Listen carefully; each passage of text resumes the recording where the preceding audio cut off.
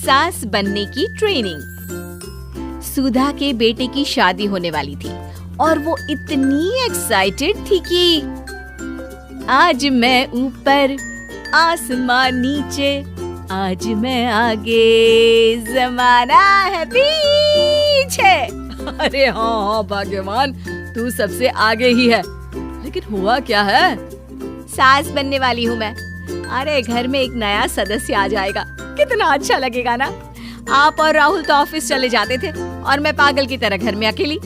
अब तो मेरा साथ देने वाली आ रही है इस घर में। बहुत बहुत बहुत खुश हूँ मैं। ओहो ठीक है बेगम, लेकिन अपनी खुशी को लगाम लगा कर रखो।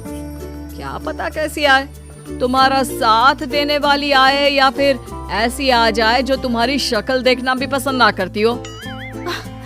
ऐसा क्यों बोल रहे हैं जी? शुभ नहीं बोल सकते तो अशुभ तो ना बोले। अच्छा जल्दी से तैयार हो जाओ, चांदनी चौक जाना है शादी की शॉपिंग के लिए। हाँ, थोड़ी सुबह तो हो जाने दो, दुकानें बाजार खुल तो जाए। तुम सच में ना पागल हो गई हो बहू के आने की खुशी में। बेटा माँ की हरकतें देख रहा था। वो सारी बात फोन पर अपनी होने वाली बीवी राशि को बताता है। फिर पता है क्या हुआ? माँ ना सुबह 6 बजे ही पापा को चांदनी चौक जाने को कहने लगी। दूसरी तरफ राशि कहती है, अरे वाह, ये तो बहुत अच्छी बात है ना। सास इतना सोचने वाली मिल रही है, और क्या चाहिए।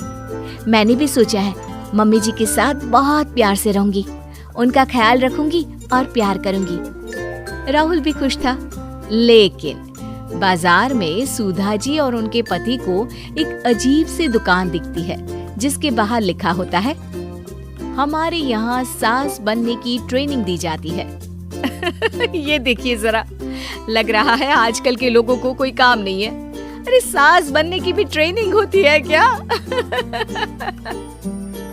दुकान के सामने एक पिंजरा था, उसमें एक तोता बंद था।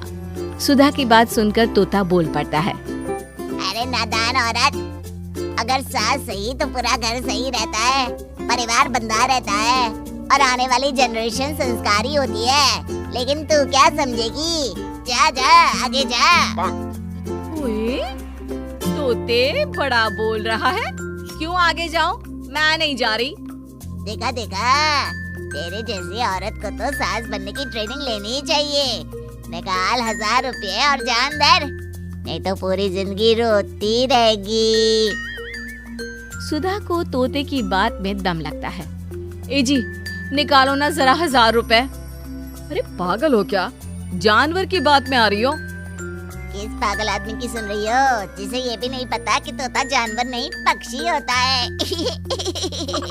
चलो निकालो 1000 रुपया और अंदर जाकर सास के रूप में जीवन को सफल कर लो। हाँ जी, बात तो ये सही बोल रहा है। कहाँ मैं आपकी बात में आ रही हूँ? मैं तो अंदर जा रही हूँ, 1000 रुपये दीजिए। पति क्या करता, बीवी की आज्ञा सर आंखों पर। लेकिन जैसे ही सुधा अंदर जाती है, सामने कई औरतें पहले से ही बैठी होती हैं। मेरी पहली बहू के वक्त मैंने इतना नहीं सोचा था, और आज वो मेरे सर पर चढ़कर नाचती है। गुरुजी, कोई उपाय बताए। तभी गुरु की नजर सुधा पर पड़ती है और वो आंखें बंद कर लेता है। तू पहले भी मेरी दुकान के सामने से होकर गई थी ना, तब क्यों नहीं आई? औरत जो कि गुरु के साथ मिली हुई थी। महाराज, तब पता नहीं था कि सच में सास बनने की भी ट्रेनिंग लेनी होती है। लगा था घर में कोई सदस्य आ रहा है जो सारा दिन मेरे साथ रहेगी, लेकिन ऐसा तो कुछ भी नहीं हुआ गुरुजी। चल फिर पैकेज लेकर 20,000 वाला कल से आ जाना। जी महाराज, गुरुजी की जय हो। वो औरत भी सुधा को देखती है और कहती है, सही जगह आई हो बहन। 10-20 हजार का मुंह नहीं देखना भाई, बस घर बस जाए तो सोचो गंगा नहा ली। बहुत कमा लेंगे अगर परिवार एक रहा, नहीं तो बुढ़ापा वृद्धाश्रम में बिताओ। सुधा डर जाती है। वो गुरु के पास जाती है और उन्हें पैसे देती है। देखो, एक मंत्र गांठ बांध लो कि कभी भी बहू को बेटी ना समझना। जितना दबाकर पहले दिन से रखोगी, धीरे धीरे प्यार दोगी तो मान रखेगी, नहीं तो। ना जी ना गुरुजी, समझ गई। अरे भला हो भगवान का जो आपसे मिला दिया, नहीं तो मैं। हाँ, आगे बढ़ते जाए, पीछे और भी लोग हैं, सबको मौका दे। सुधा घर आ जाती है। राशि शादी करके घर आती है तो दिमाग में सास की वही छवि होती है जो राहुल ने दिखाई थी। देखो राशि, मैंने काम वाली हटा दी है। वो क्या है ना, 2000 महीने लेती थी, यानी कि 24,000 साल का, और 5 साल में उसे जोड़ो तो 1,20,000 रुपए। माँ जी, और 10 साल जोड़े तो? तभी राहुल आ जाता है। अरे बस इतना मत जोड़ो, फिलहाल भूख लगी है, कुछ खाने को दो।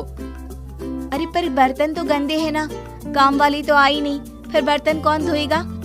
अरे कौन धोएगा मतलब? तू धोएगी? मैं? ठीक है, मैं धो लेती हूँ, धो कर देती हूँ, आप खाना बना ले। अरे खाना भी तू ही बनाएगी?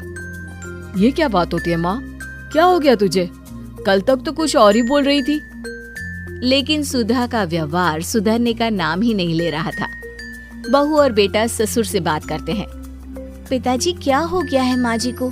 वो क्यों ऐसे व्यवहार कर रही है जैसे मैं कोई नौकरानी हूँ? पिता क्या करता, बता देता है सारी कहानी कि कैसे सास का दिमाग एक गुरुजी ने खराब किया है।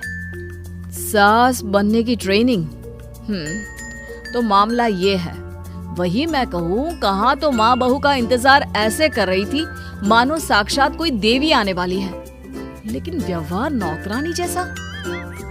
देखिए माँ बुरी नहीं है, बस किसी ने उनका दिमाग खराब कर दिया है। तो ऐसे में मेरे पास एक आइडिया है। बहू फुसुर करके पति और ससुर से बात करती है। अगले दिन बहू सास के सामने कहती है, अच्छा मैं जा रही हूँ, मेरी क्लास है। ये बोलकर बहू निकल जाती है। ये कौन सी क्लास करने जा रही है? पढ़ाई तो खत्म हो गई थी इसकी। अरे माँ, दरअसल वो ये सोचकर आई थी कि तुम माँ जैसी होगी, लेकिन यहाँ तुम तो तुर्रम खां बन गई हो। तो वो किसी बहू बनने की ट्रेनिंग वाली क्लास में गई है। ये बोलकर बेटा बाप की ओर देखता है और आंख मार देता है। हाँ, वो तो तुम्हारी माँ ने भी सास बनने की ट्रेनिंग ली है बेटा। पहले का जमाना और था भाई, कि भोले मन से रिश्ते शुरू किए जाते थे। अब तो नई लड़की घर आते ही नौकरानी हटा देते हैं। बताओ, पिछले 25 साल से वो नौकरानी काम कर रही थी, तब तो कोई हिसाब किताब नहीं हुआ। अरे पापा, आप भी माँ को बोल रहे हैं?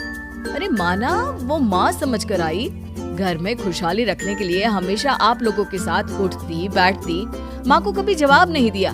लेकिन माँ की क्या गलती? अरे दादी ने भी तो ऐसा ही किया होगा ना माँ के साथ, तभी तो माँ अपनी बहू के साथ ऐसा कर रही है। नहीं, वो तो बहुत अच्छी थी, मेरे आने के बाद तो उन्होंने खाना बनाने वाली भी रख ली थी। अरे तो फिर तुमने क्यों काम वाली हटा दी? किसी के कहने पर अपना घर खराब कर रही हो तुम सुधा। अब बहू भी गई है ट्रेनिंग लेने, पता नहीं क्या सीख कर आएगी। नहीं, मैं अभी जाकर उसे ले आती हूँ। तभी बहू वहाँ पर आ जाती है।